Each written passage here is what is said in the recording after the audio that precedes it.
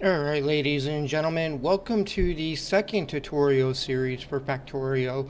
Today we are going to be getting into smelting and smelting columns. Smelting columns are basically going to be the backbone of your factory. They will make iron plates, they will make copper plates, they will make steel, they will make stone bricks, and I believe that is it for right now. We will get into steel in another episode, but for this episode right here, I am going to go over the basic designs of the smelting columns, how they work, how effective they are, and then I will have a link in the description below for all the designs you see here so that you guys may use them in your own factories.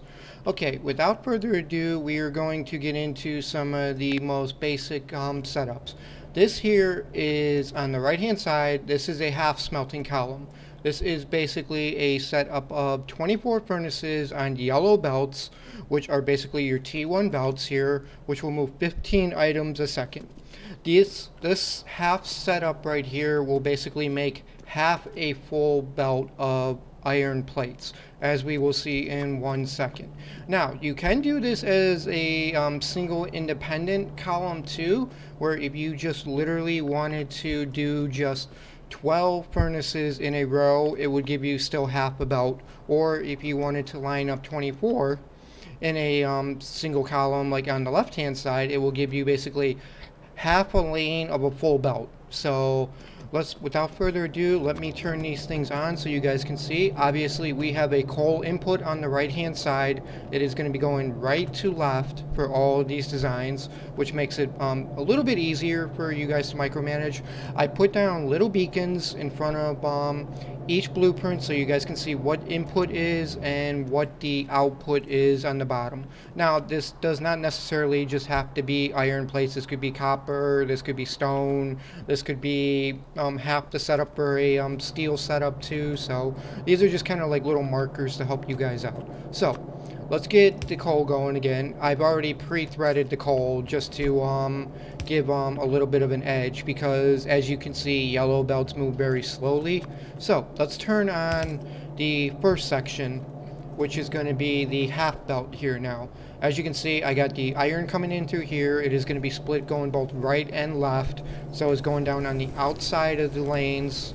We have inserters picking up the iron ore that is coming down. They're already preloaded with coal, so this will self-sustain itself on coal, and this will self-sustain itself on iron ore input now. Now, because this is only 15 a second, you technically could put down a single blue belt, and you can basically have 6 of these running at the same time if you still have these little setups in later game. These, on the other hand, will only give you 3 full setups on a single blue belt, so just keep that in mind. Now, as you can see, we are completely saturated the belt with iron ore. The coal is still running perfectly effective. Right, we got inserters picking up everything. And then I got a couple boxes here, right here, just to kind of show you that this is basically going to give you half a belt of iron plates coming down. So they're basically inputting from the outside belts, and they're going to be outputting to the inside belts. So that is basically the half setup. Now let's cut this off. And I'm going to start up the bigger assembly for you guys to see. Like the other one, I have coal input already pre-fed on the right hand side. This is going to bring it across. It's going to start splitting.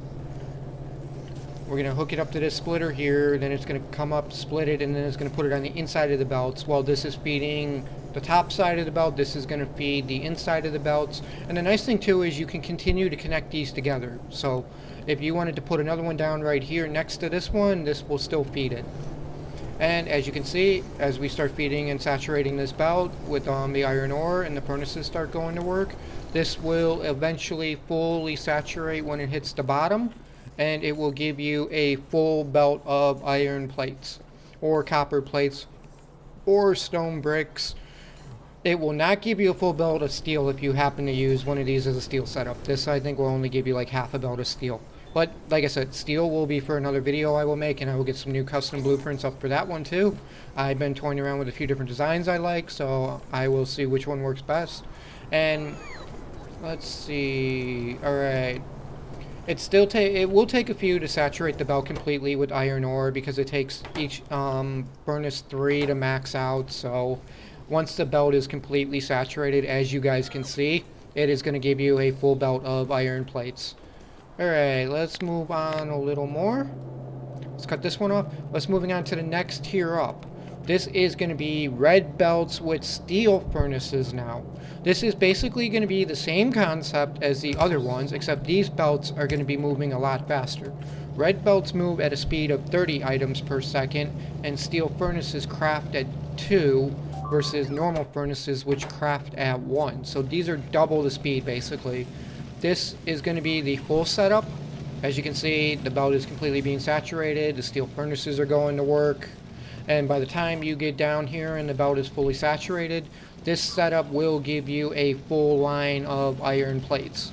Now, because these red belts are 30 items a second, a single blue belt will only supply 1.5 of these assembly arrays of furnaces. So keep that in mind when you're building this. You will run out of iron ore using a single belt to feed 2 red belt assemblers, or 2 red furnace assembler setups.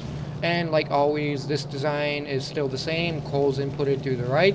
It's going to be coming in, split, set up to go through to the bottom, and the iron ore is going to be coming in through the top. And once again, you can parallel connect these also. And this is very simple to upgrade. All you have to do is go to your blueprint books, find your basic furnace assembly arrays, which I have set up already. You can either do an upgrade planner. You can right click on one of these blueprints if you wanted to. Go to upgrade entities in the blueprint. Change whatever, like your default upgrader, etc., which will change all the things in the blueprint to what you need it to be.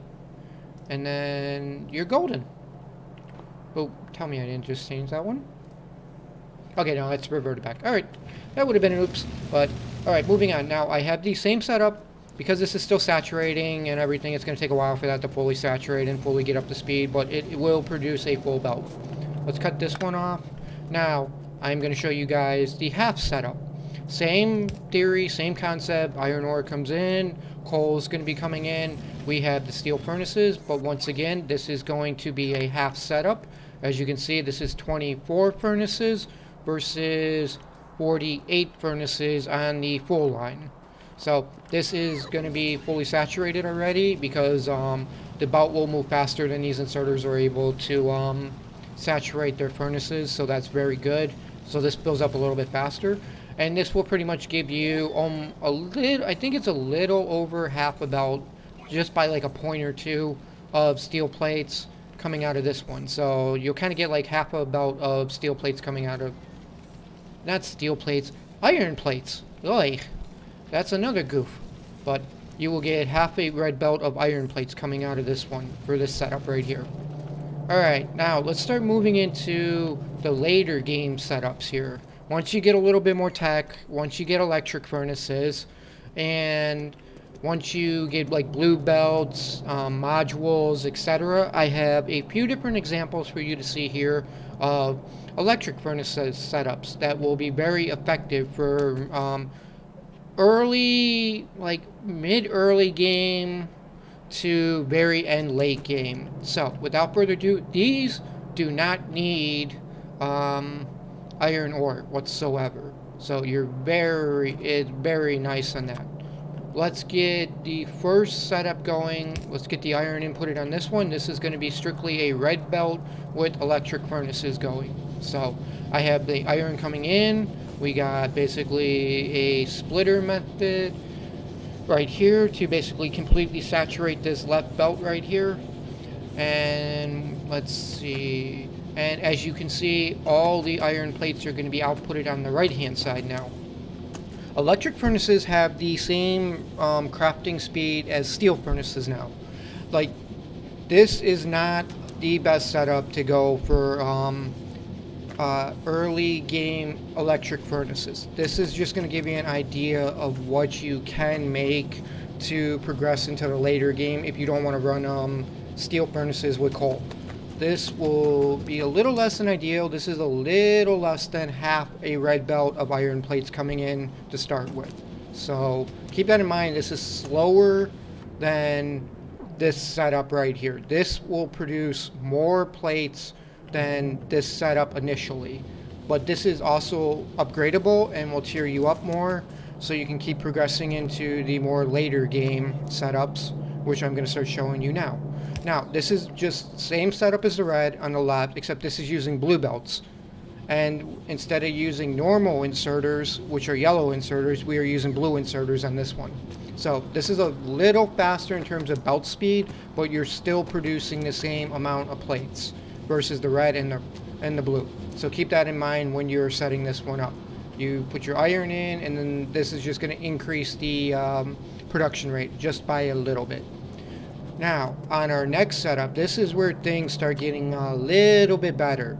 We will be using modules and beacons on this one. This one has another block down right here, which tells you exactly how many modules of each type you need.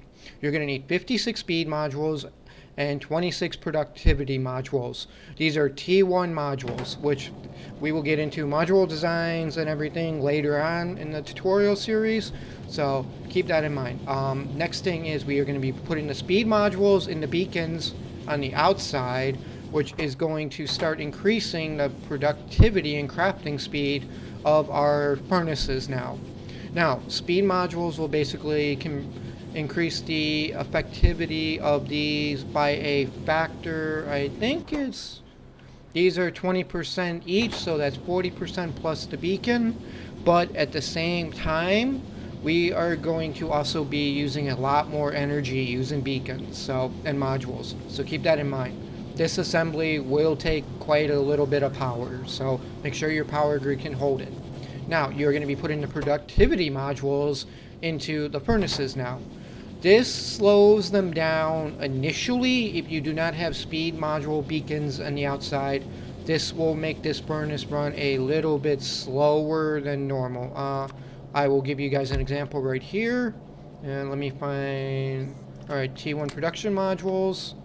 And then the same thing, let me get another one down to show you guys right here. We have a base crafting, if they're not within range of the other beacons. Duh. Okay, add a little comedic humor to this. Okay. So, I want to go T1B. Alright. We have a base crafting speed of 2 in a furnace with no productivity modules. We have a base crafting speed of 1.6 minus 20% with 2 production modules in here. So these reduce the speed by 10% each, but they increase productivity by 5%. Now what that means is that every time this bar right here increases, we are going to get a free, yes, let me reiterate that, a free extra iron plate being made. So it's going to take in the ore, it is going to use the same amount of ore, and it's basically going to give you 2 iron plates versus 1, which is very effective. And with the beacons and speed modules up and running, you are basically got a crafting speed of 4 now. If you look on the right hand side over here, you can see the effectiveness and everything. So basically this setup doubles, if I'm going to say maybe like 2.25% increases over just the standard setup. And as you can see on the left hand side, this is a full array going, and we're barely getting any plates. This has a lot more plates being outputted, and we're getting almost a buy one get one free deal every few seconds. So that's pretty cool. Now moving on to the next column, this is going to be a tier 2 production setup. Now this tier 2 production setup, let's get this belt saturated. I'm going to shut these off so I can make sure I get enough iron ore. Even though I'm using super fast belts, these are a mod, so kind of ignore those. Same thing, we're going to have iron ore coming in. We have T2 production and speed modules now, which have 40% speed bump and plus 10% productivity efficiency. So same thing. These are going to be boosting speed by 40% plus on each beacon. And the productivity T2 modules are basically going to be buy one, get one free deals another, I think it's 10% faster. Let me double check the ratios. Yes, this is basically 10% faster now in terms of buy one get one free deals. This will not completely saturate a blue belt either just yet. We're working up to that. So this blue belt, as you can see on the left hand side, you're not fully consuming it, which is very good. So this is able to keep up. It's very sustainable. As you can see, plates are starting to almost completely saturate. Actually, I need to do a little shenanigan right here just to show you guys because my inserters aren't keeping up. Alright, let me fully do this. Alright, there we go. Let me make sure this belt gets emptied completely.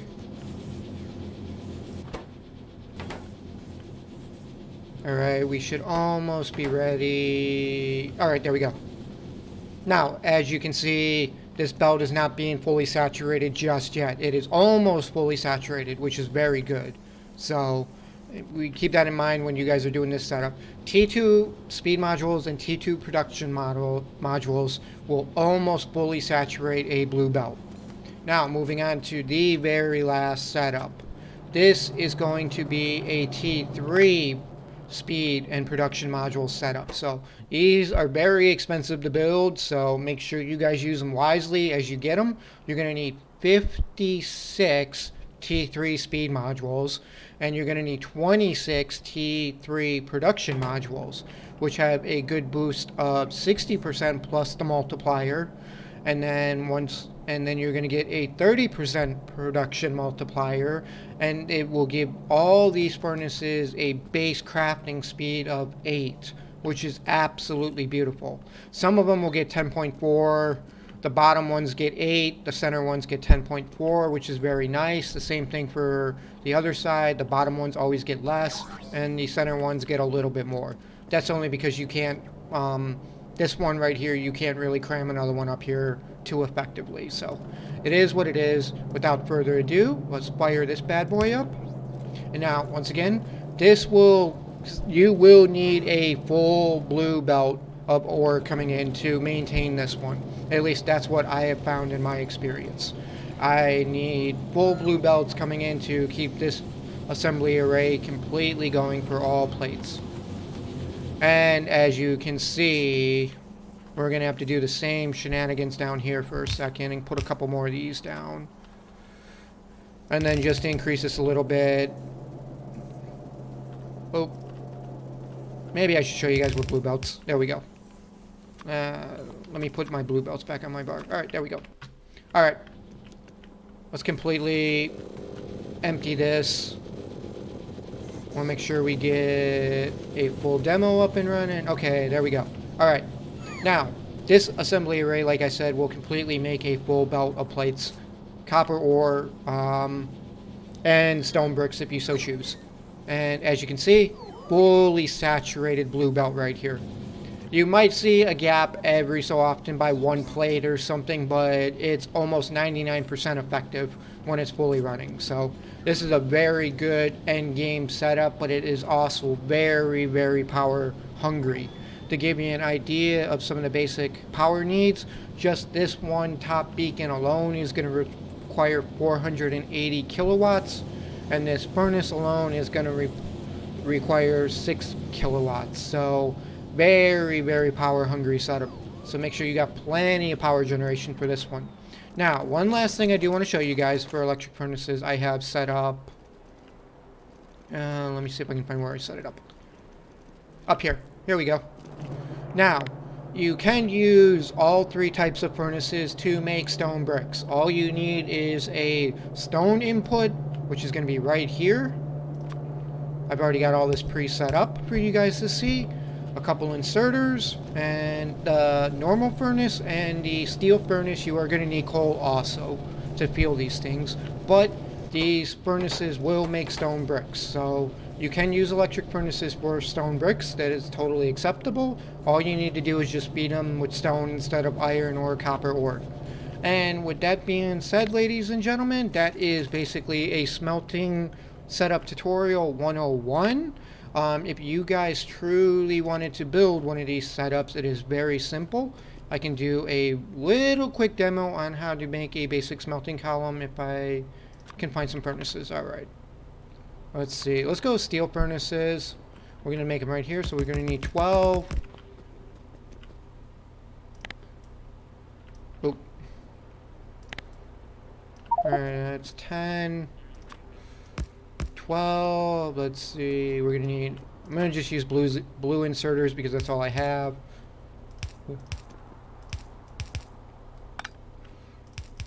Oh, it would help if I actually face them the right way.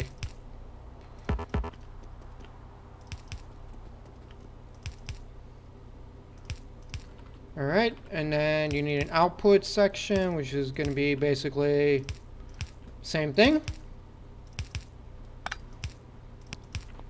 Let's get some belts down. This is only going to be a one-sided setup for you guys, just so you know, okay? That's going to be there. You're going to want power poles on each side. Alright, that's completely... You're going to want an input. You can go like left and right. You can have one side as basically... This can be an iron input, this can be a coal input, and this will basically feed this assembly array like so. I will give you guys a little example.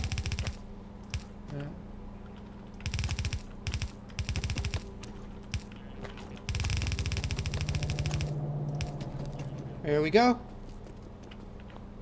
I was going to be feeding the coal in, and now we basically have a little miniature iron plate assembly. This is very simple to build. All you need is inserters on each side, some power poles, and this will give you a basic smelting array. Now if I wanted to completely copy this and continue expanding it a little bit more, just Control C. I have bots already, so this is going to be put down right off the back. I'm going to line it up with my other ones.